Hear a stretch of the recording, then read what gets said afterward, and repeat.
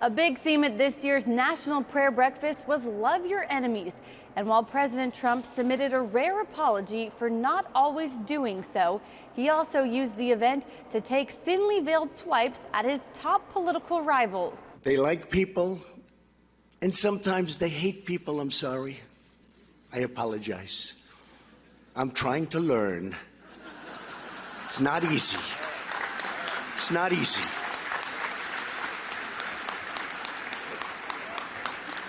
When they impeach you for nothing, then you're supposed to like them. It's not easy, folks. I do my best. But that was after the normally politics-free morning of prayer had already taken a partisan turn. I don't like people who use their faith as justification for doing what they know is wrong. Nor do I like people who say, I pray for you, when they know that that's not so. Later in the morning, the speaker fired back. I don't know if the president understands about prayer or people who do pray, but we do pray for the United States of America. I pray for him. I pray for President Bush, still President Obama, because it's a heavy responsibility.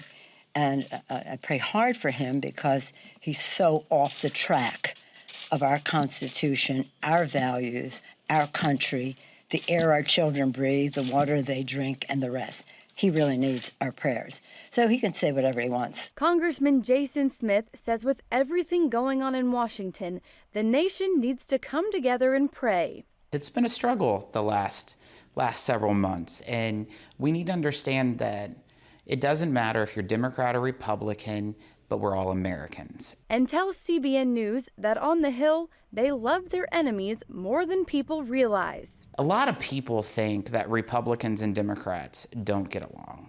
But every Thursday morning when we're in session at 8 o'clock, we get together, Republicans and Democrats, for prayer and fellowship. This year, Congressman Smith invited Pastor Andy Lembell from his district to attend. It's very refreshing, because all you see on the news is the division, right?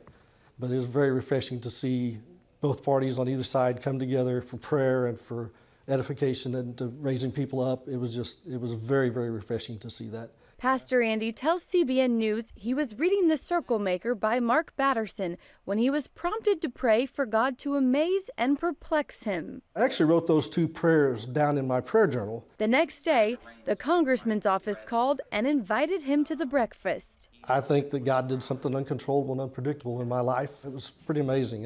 It's an honor that I can't imagine. Pastor Andy says no matter if you agree with the president or not, all Christians need to unite in following the biblical mandate to pray for our leaders. Reporting from Capitol Hill, Abigail Robertson, CBN News.